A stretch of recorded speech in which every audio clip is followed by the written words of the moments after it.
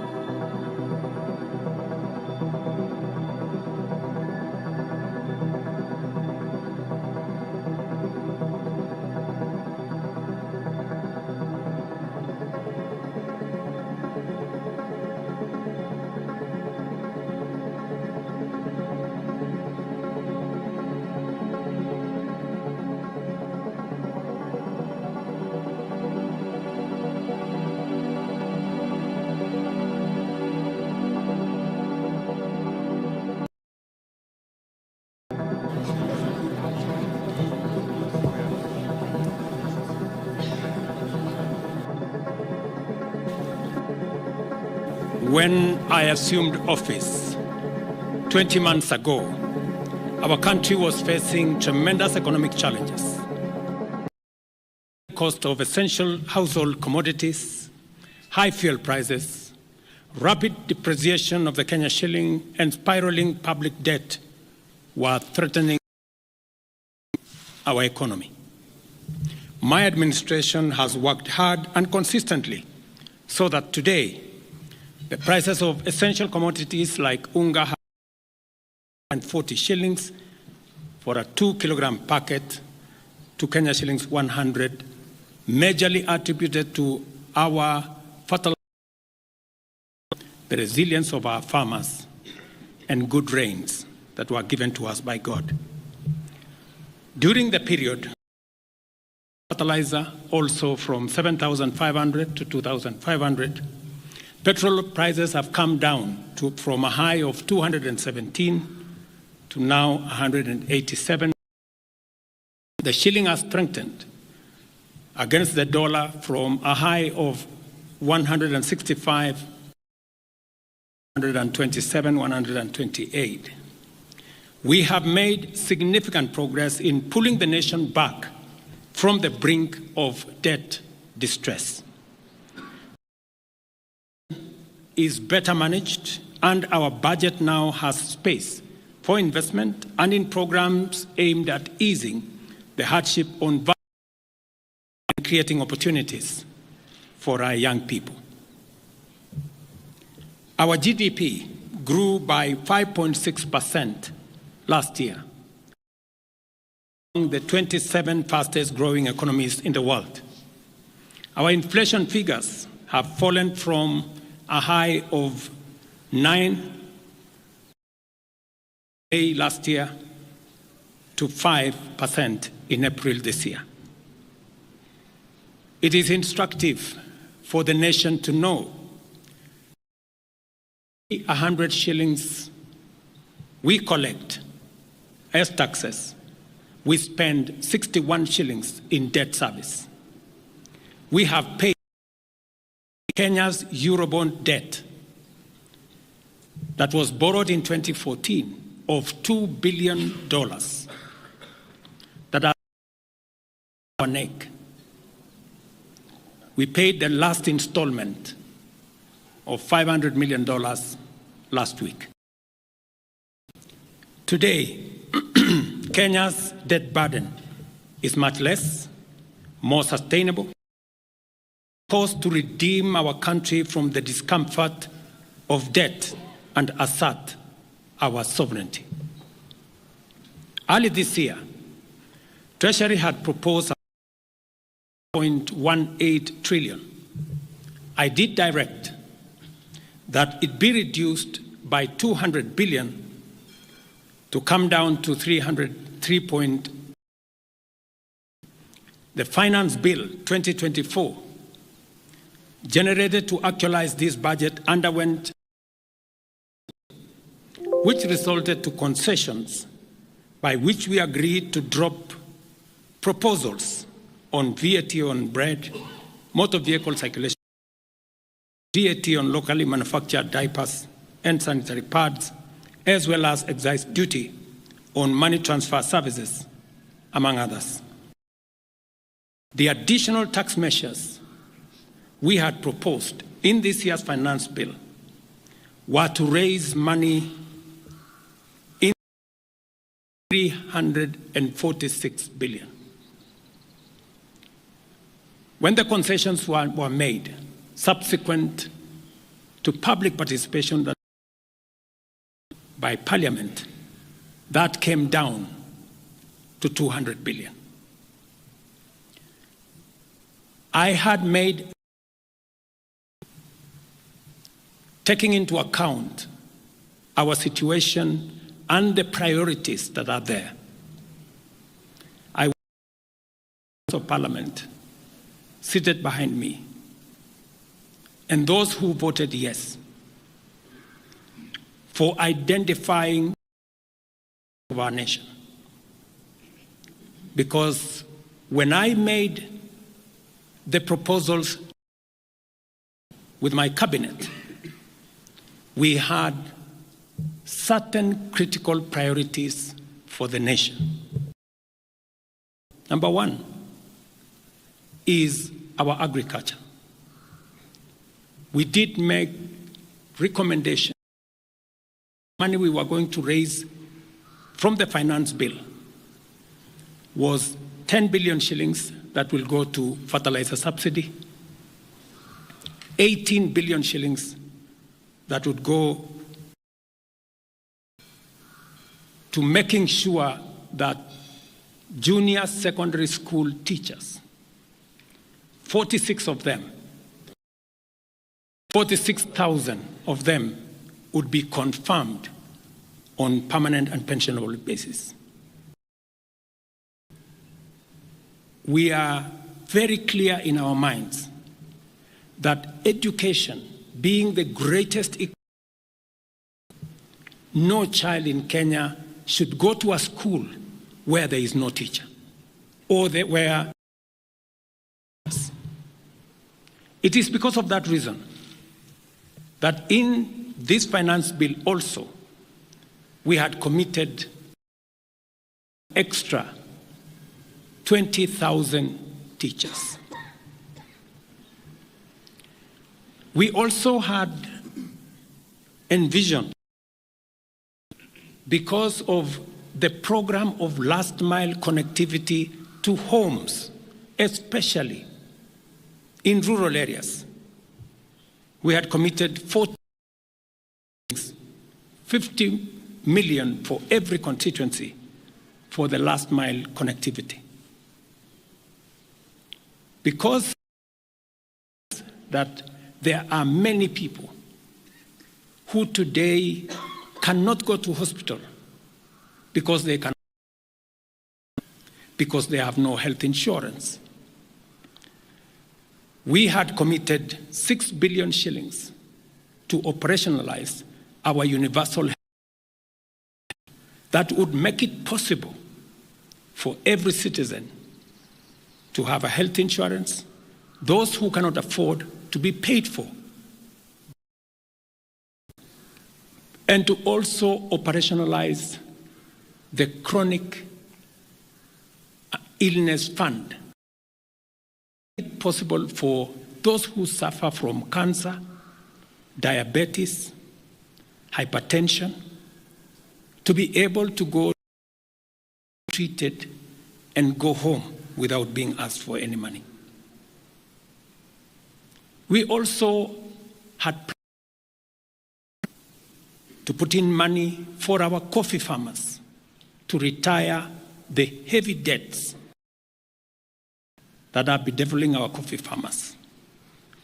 We also had allocated money for our sugarcane farmers, ensure that our sugarcane farmers get out of the debts that they're in.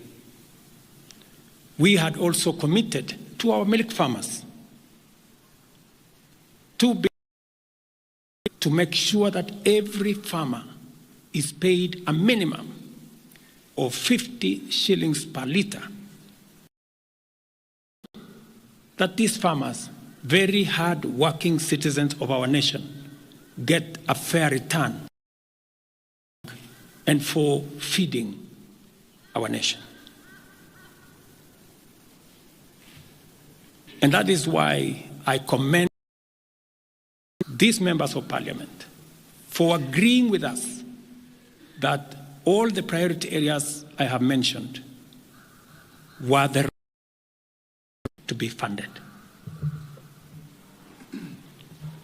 And by so doing, they supported the proposal to incorporate also the views of the people. They came back to us after they went to listen to the people of Kenya. And they came back and reduced the budget on their own by 146 billion shillings. Notwithstanding all these concessions, it has become evident that members of the public still insist on the need for us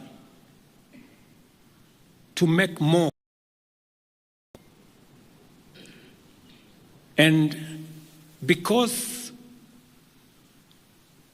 I run a government, but I also lead people, and the people have spoken, I am grateful to all the members of the National who voted yesterday affirmatively for the Finance Bill 2024 as amended on the floor of the House to incorporate the views generated through public participation. And following the passage of the bill, the country witnessed widespread expression of dissatisfaction with the bill, regrettably resulting in the loss of life, destruction of property, and disintegration of constitutional institutions. On my own behalf, and on behalf of these members and many other Kenyans, I send my condolences to the families of those who lost their loved ones in this very unfortunate manner. Consequently, having reflected on the conversation around the content of the Finance Bill 2024, and listening keenly to the people of Kenya who have said that they want nothing to do with this Finance Bill 2024, I concede I will not sign the 2024 Finance Bill, and it shall subsequently be withdrawn. And I have agreed with these members that that becomes position.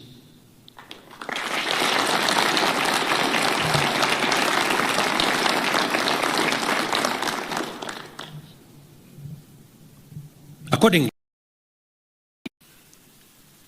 there is need for us as a nation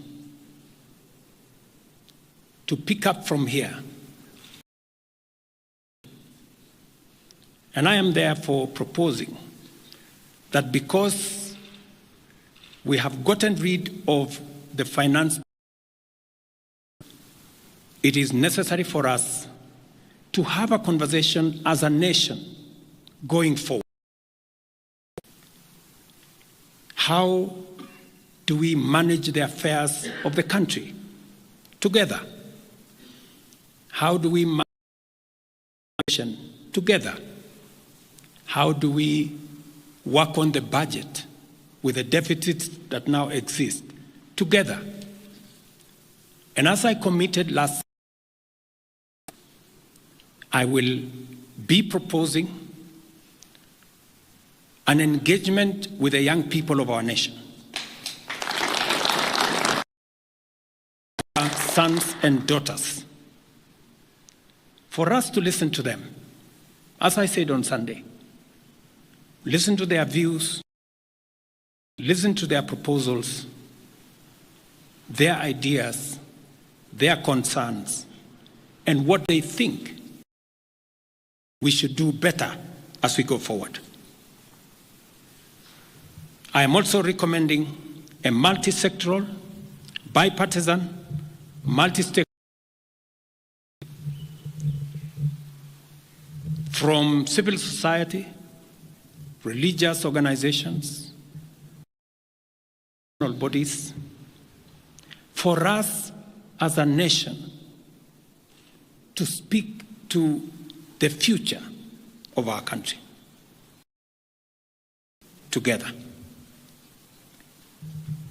And this will be on matters that are contained in the bill and matters of Kenya have canvassed in the conversation that has been going on. In this regard as well, I am directing for immediate further austerity measures to reduce expenditure, starting with the Office of the President, the entire presidency, leading to the entire executive arm of government. Operational expenditure in the presidency be reduced to for the confidential fort, reduce travel, hospitality,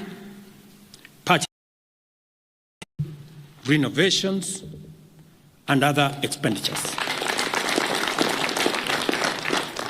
This will cover the entire presidency and also the executive arm of government.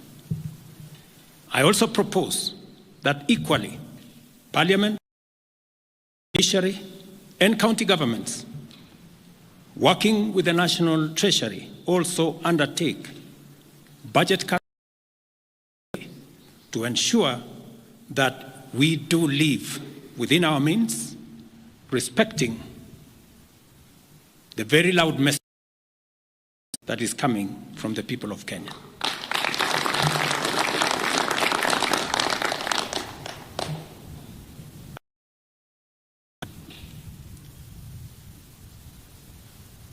That I have discussed with many stakeholders. I will be meeting shortly after this meeting on charting a way forward that makes sure that we carry the in this very important journey as we go into the future as a country.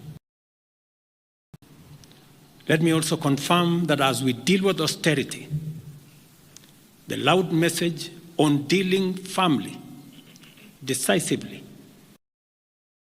and expeditiously with corruption is a matter that we have discussed, that it will take the front banner as we go into.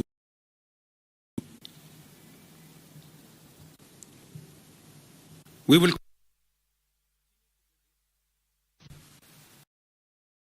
very important conversation, and I want to remind us that we should proceed within the foundational principles upon which is founded, namely constitutionalism, adherence to the rule of law, and respect for constitutional institutions. Continue to operate within the parameters of the law. I thank you.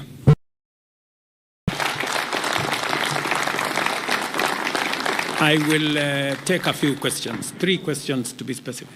Thank you, Your Excellency. And the first question will start with Elizabeth Mutuku.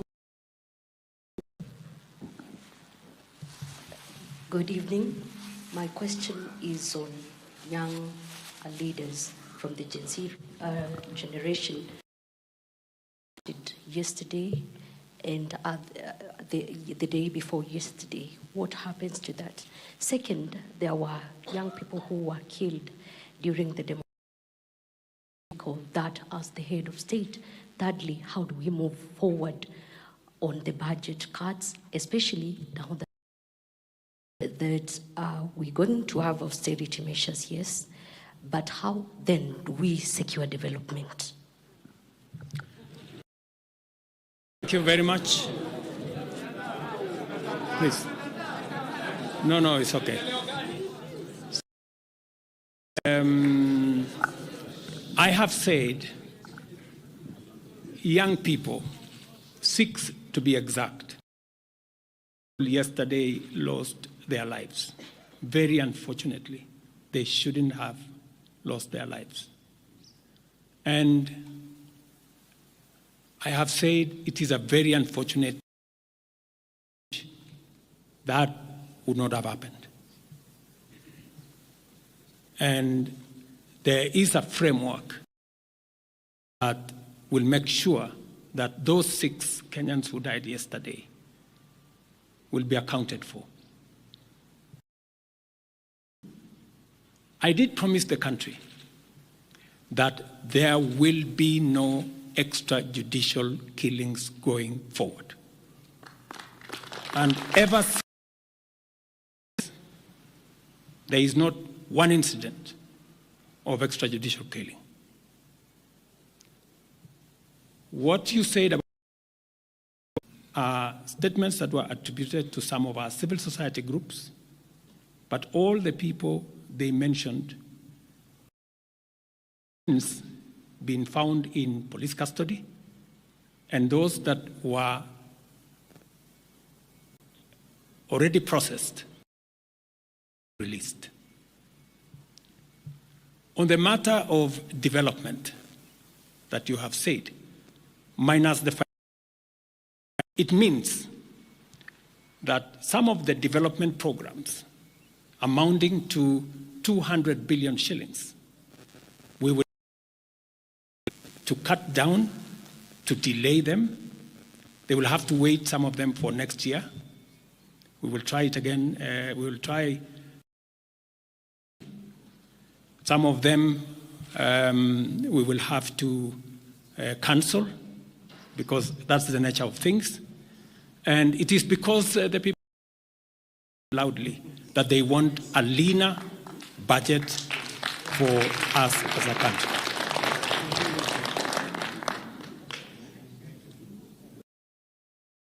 We'll take the next question from Busara, K24. Naam, ni wazi kwamba matumaini ya vijana wa Gen Z na baadhi ya Wakenya kwa wabunge yamepungua kabisa ama hata yamepotea. Unachukua hatua gani kuhakikisha kwamba tunawahusisha vijana katika maamuzi muhimu, hasa katika masuala ambayo yanalenga taifa ama ujenzi wa taifa? Swali lingine, je, utahakikisha vipi wako wa kupunguza matumizi serikalini? Maana umesema kwamba kuna austerity measures. Je, kutakuwa na transparency? Na swali la mwisho, ningependa kujua kama pengine kutakuwa na fidia kwa wale ambao familia, kwa wale ambao walifariki hapo jana, na je, serikali itasimamia malipo ya wale ambao hospitalini kutokana na majeraha waliopata hapo jana? Asante. Thank you very much. And 14 Kenyans were involved in various skirmishes and went to hospital. 95 of them were treated and released. Some of them, I think one is still in ICU, and others, I think 14, the minister is here, are still in hospital. But majority of them were treated and released yesterday. As I have told you, on those who lost their lives, there will be a mechanism of how they will be accounted for. On the young people whom you have said, how do we? Let me say the following. Number one, I did make a very clear program to create opportunities for young people to work.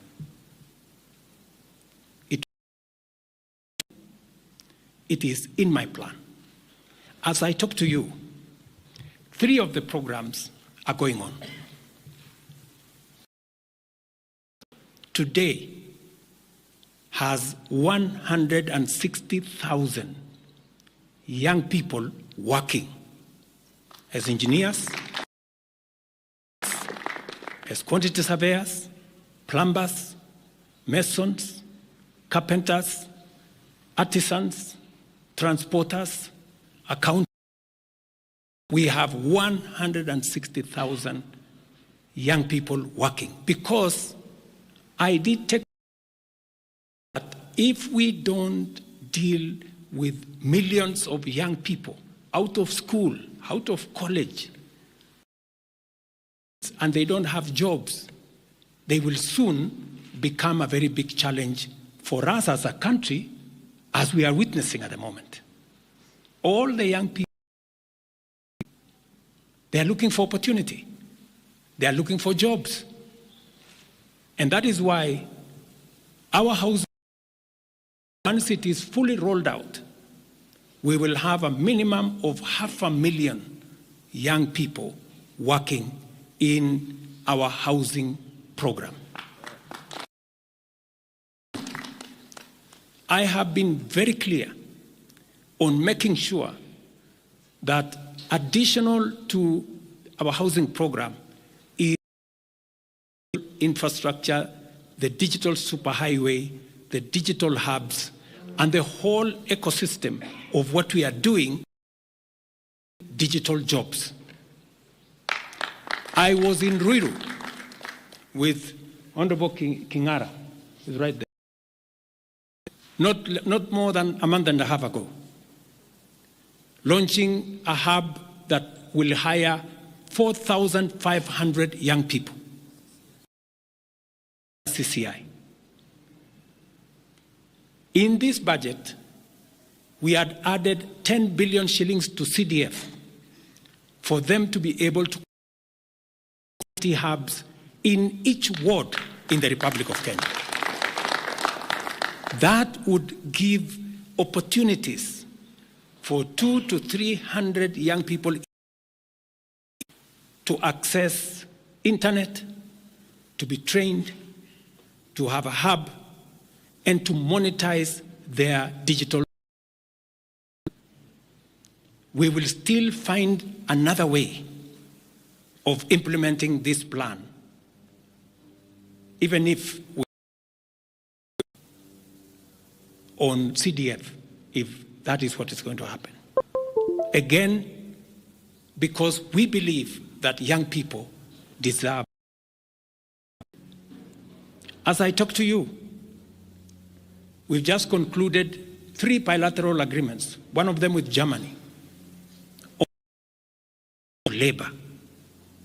Because we have negotiated with many countries who are interested in the high skill labor. And we have an ecosystem, we now have a plan on how we are going to make sure that the young people in Kenya get opportunities to work in Kenya or outside Kenya. In fact, just last week, I saw on the headlines of one of the dailies, there was a gentleman from my village. And he said he operated from where I used to operate, selling chicken. That's why they put him in the headline. And his complaint, you see, the president has not done well because in this village, many people outside Kenya. That gentleman did not know that those people in our village that have gone to Saudi Arabia or UAE, I am the one who supported the program for them to go. Export of labor. So he thought that those people were going away because there were no jobs in Kenya. But it is part of what I'm talking about, because I think it was called Misoy or somebody. If you go and check the headline, I think of last week, Thursday or Friday, he was there. He was a young man that I think we have almost 500 or 400 and something people in that have actually gotten jobs outside Kenya. And they are changing that village. And that is actually an admission by that gentleman that our plan on export of labor is working. And number two, that when we committed ourselves to making sure that we create opportunity to work, we meant it. So we have a program on housing, we have a program on digital jobs, we have a program on the whole manufacturing sector. Let me give you another example. Now I'm talking this. We deliberately, last year, said we cannot continue to import we can manufacture in Kenya. One of them was clinker, cement, furniture, steel. What's happened the last 1 year? Very many, in fact 5 to be specific, companies have sought licenses to do clinker, to do cement. And last year, because of what we did, we reduced the import of 5%. We saved foreign exchange, we created jobs locally. I was in with my Minister for Industrialization. I'm sure the members of West Pokot, they are here. They were there with me in West Pokot. A clinker factory that now hires 2,500 young Kenyans with another almost as drivers, support staff, a big market now in West Pokot. Manufacturing in Kenya is the right thing. And it is the reason why some of our on matters like imported stuff that are being manufactured in Kenya. We have said substandard, low quality imported sanitary pads from China and other places. How can they come into Kenya when we have 10 companies in Kenya Kenyan young people, how can they come and compete here? All the products that we are manufacturing locally, we must protect our local industries, jobs locally, so that they create opportunities locally. In this finance bill, you will also see that on potatoes from Europe, surely. How can we continue in Europe? And we have farmers right here in Kirinyaga. We have farmers right here in Nyandarua, in Timau. How can we justify? How can anybody take offense that we have imposed duty on imported potatoes? We have put duty on imported eggs, on imported onions. We must protect our local farmers. Every country does that. Every country does that. I was negotiating with the Prime Minister of India because they are imposing duty on our avocados. I was in Korea, because they are on our tea, on our coffee, and on our macadamia, including our avocados. Protect their market, unless there is a mutual agreement. So these are amongst the things we are doing to make sure that we grow our local manufacturing, create local jobs, create local wealth. That is how we are going. We cannot continue to be a supermarket for other people's factories.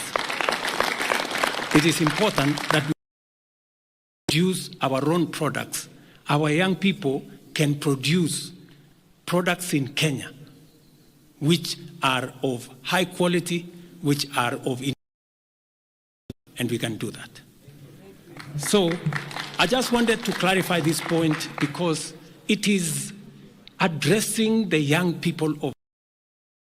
I'm looking forward to a conversation with my sons and daughters, the young people of this nation, to explain to them the opportunities that they listen to them. What additionally do they want me to do? What can we do better? And how can we move the country forward? Thank you very much.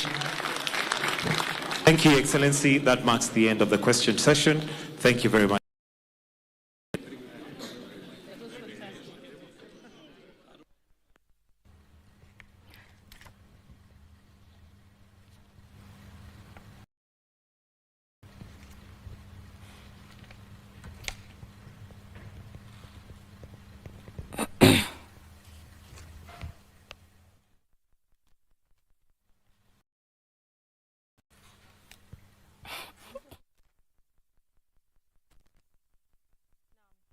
Hizo ni picha za moja kwa moja kutoka katika, na bila shaka Rais William Ruto katika hotuba yake ya taifa ametangaza ya kwamba baada ya kuwasikiza Wakenya na kusikiza malalamishi ambayo hatautia sahihi. Kumbuke ya kwamba maandamano yaliyokuwa